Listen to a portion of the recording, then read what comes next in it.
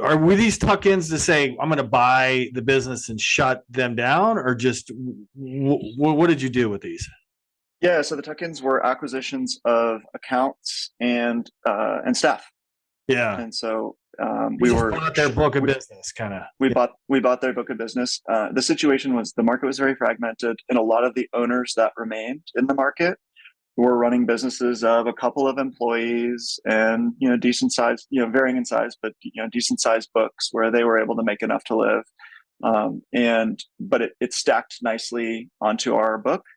And we were able to get some scale economies of operating within a constrained geographic footprint. So we would, for instance, we buy a book of business where I already do floors 1, 2, and 3, and the guy we're buying out does floors 4, 5, and 6, and all of a sudden I got one tech going to all 6 floors in one building. How were these guys actually real businesses, or how did you find them?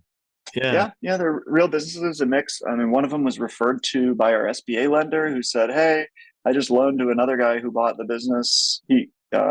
So he referred us to another brokered listing. So we saw it very early and was able to get it under contract. We were making it known that we wanted to be buying these things. So we talked to our upstream suppliers, our nurseries, saying, "Hey, if you know of anybody who might want to sell, we're interested in buying." We were one of the younger groups that had kind of made our desire to acquire books of accounts known, and that helped us generate the interest, generate the ideas, get out there, talk to the owners, and make deals happen. Yeah, what were those? I mean, those tuck-in sizes. We talking about 50,000 to 500,000 kind of size revenues? Yeah, I'd say that's about right.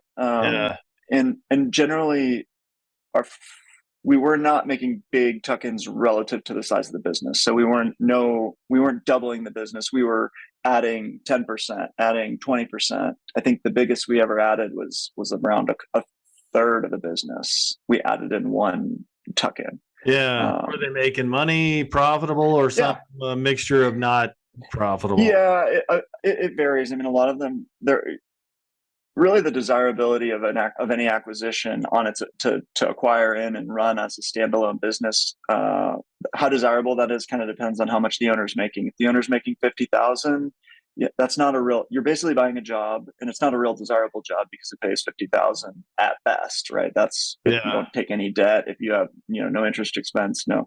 So those tuck in very nicely because that just adds to the bottom line. And there's nobody else to buy them really because nobody wants that job. Or very few, there's just not a lot of people who the owners like trying to figure out how to get rid of it. Right. Yeah. So we did a lot of those. And those work really well for us. We did a couple of bigger ones that were like real businesses that, the owners had made a good living and they'd made a good go at it, and they were they were well into the 6 figures, but not like, not making $500,000 a year. And they're making like what they would make if they were working for somebody else. Those also are good. Those are a little bit more desirable. They cost a little bit more in terms of how many years of owner earnings you need to pay to get one of those. And by that time, did you use the same bank, SBA bank, or did you use your cash flow from the business? Oh, yeah. For most of the tuck-ins, we never went back to the lender. We've been doing the rest of the tuck-ins because each of them was small relative to the business. We've been able to fund with balance sheet and seller financing. Oh, okay. How much seller financing? It varied a lot by the business, by the portfolio, how attractive the portfolio is, like how long the clients have been there, how well they're priced, a wide range of, and how much we wanted the accounts. Like some accounts are more desirable than others. Restaurants are problematic. Hotels are much more likely to churn. So we kind of weight the portfolio and figure out like how much are we willing to put down in cash because that's money that's gone forever. And then the seller note, we've been doing more of like an earn-out commission structure on the seller notes of late. So it creates a little bit more flexibility in what the repayment looks like, and it aligns our interests with theirs. Which scenario earned a better higher earn-out or seller earn-out? Oh, the commission, I think, is a better deal for which one? Like a better high commission? Oh, I see what you're saying. Yeah, gotcha. Yeah, so if I do a low down payment and a high commission rate, provided we do, we do well with the business. We haven't done well with all of them. I hope this video has inspired you. If you need help buying your first $1 million business, make sure to visit me at dealflowsystem.net. If you like this video, make sure you subscribe down below. Comment on it, share it, tell everyone about it. And thanks for watching.